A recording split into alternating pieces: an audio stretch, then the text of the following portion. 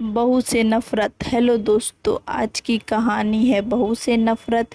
ज़रूर सुनिएगा, बहुत अच्छी कहानी है और बताइएगा आपको कैसी लगी।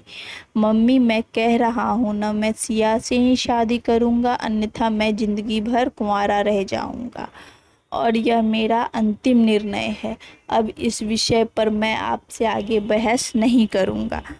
तभी अनुभव की मम्मी रमा जी ने कहा, बेटा तू समझता क्यों नहीं है? हमने तेरे सामने सिया की कुंडली पंडित जी को दिखाई थी ना, और उन्होंने सिया की कुंडली में मांगलिक दोष बताया है। अब तू बता, सब कुछ पता होते हुए हम तेरी शादी एक मांगलिक लड़की से कैसे कर दे? तू जानता नहीं कि मांगलिक दोष वाले की जीवन साथी की मौत जल्दी हो जाया करती है, इसलिए तुझे मैं समझा रही हूँ। तू भूल जा सिया को।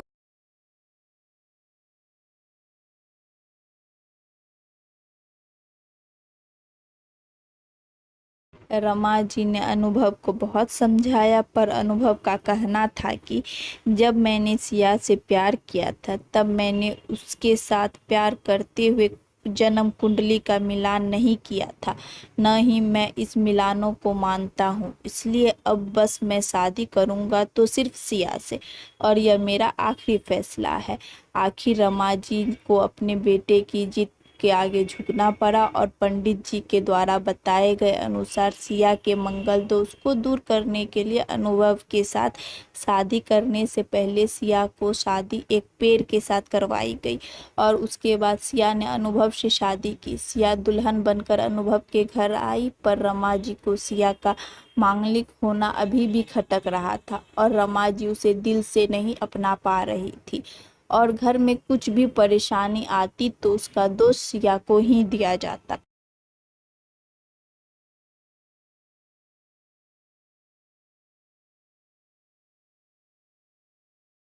लेकिन सिया पढ़ी लिखी संस्कारी लड़की थी, और वह अपनी सासू माँ से मिले इन बेवजह अपराधों को अपने दिल से नहीं लगाती थी, और ऐसे ही ससुराल में उसके दिन कट रहे थे। एक दिन अनुभव ऑफिस से जल्दी घर आ जाता है। तब रमा जी ने उससे पूछा, बेटा आज जल्दी कैसे आ गया? तब उसने बताया, माँ आज सुबह से ही सर में दर्द और बहुत कमजोरियां आ रही है, इसलिए ऑफिस में काम करने की हिम्मत भी नहीं हुई मेरी। तब रमा जी ने कहा, चल बेटा जल्दी से हम डॉक्टर के पास जाना चाहिए। तब अनुभव और रमा जी डॉक्टर को दिखाने गए। डॉक्टर को दिखाने के बाद मालूम पड़ा कि अनुभव को पीलिया हो गया है, और दोनों जैसे ही घर लौटे, रमा जी ने घर को सिर पर उठा लिया और कहने लगी, जब से यह लड़की हमारे घर में आई है, तब से हमारे घर में परेशानियां और बीमारियां भी साथ लेकर आई है। इसके कदम ही अशुभ है। अब देखो, इसका मांगलिक दोष हमारे बेटे पर भी असर करने लगा है। कल को अगर मेरी बेटे को कुछ हो गया तो कौन जिम्मेदार होगा? तब सिया ने कहा, मम्मी जी प्लीज़, और कितना नीचा दिखाएंगी मुझे? आज तक मैं चुप रही, क्योंकि पापा ने यही सिखाया था कि बड़ों के आगे ससुराल में जवाब मत देना। पर आज तो आपने हद ही कर दी। अगर मैं आज नहीं बोली तो जिंदगी भर खुद को माफ़ नहीं कर पाऊंगी। मम्मी जी, अगर आप पंडित जी पर भरोसा करती हैं तो उनके कहे अनुसार आपने सारी मांगलिक दोष निवारण की विधि क्यों करवाई? क्यों पहले आपने मेरी पेट से शादी करवाई? दोष मेरा मांगलिक होना नहीं, बल्कि दोष तो मेरा आपकी बहू होना है, क्योंकि घर में जाने अनजाने में कुछ भी परेशानी आती है तो आप मुझे जोड़ देती हैं।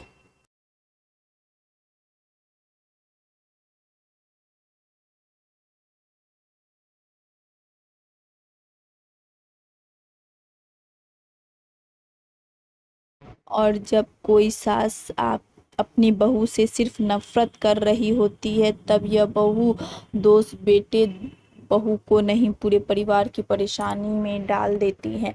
और इस बहू दोष से मुक्ति भी सिर्फ सास ही दिलवा सकती है। बहू को अपनी बहू माने, उसे दिल से अपनाए, उसे भी सम्मान दे और यह महसूस कराए कि वह भी इस परिवार का सदस्य है। नहीं तो बहू दोष मांगलिक दोष से भी ज़्यादा पीड़ादायक हो जाता है। सिया की कही हुई बातें रमा जी के दिल को झकझोर रही थी और उन्हें मन ही मन पश्चाताप भी हो रहा था।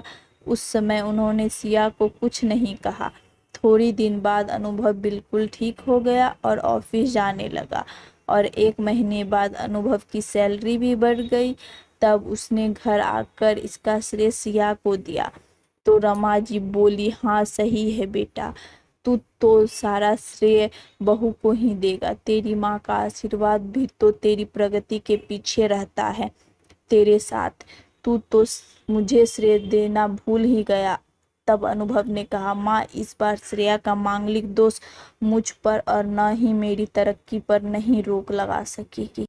और माँ जब भी हम बुरी परिस्थितियों का श्रेय सिया को देते हैं तो अच्छे कामों का श्रेय भी तो सिया को ही देना चाहिए।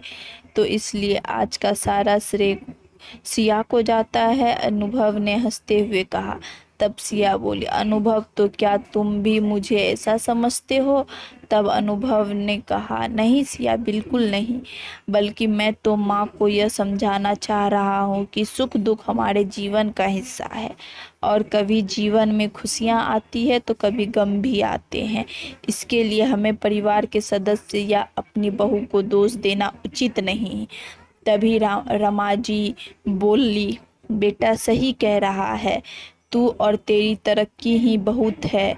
मुझे इस झूठे दोषों से बाहर निकलने के लिए आज मैं यह कसम लेती हूँ कि आज के बाद मैं सिया को किसी भी गलत बात का दोष नहीं दूंगी। यह सुनकर सिया आज बहुत खुश थी क्योंकि आज उसको उसकी सास ने मांगलिक दोष के साथ साथ बहु दोषों से भी मुक्ति दे दी थी।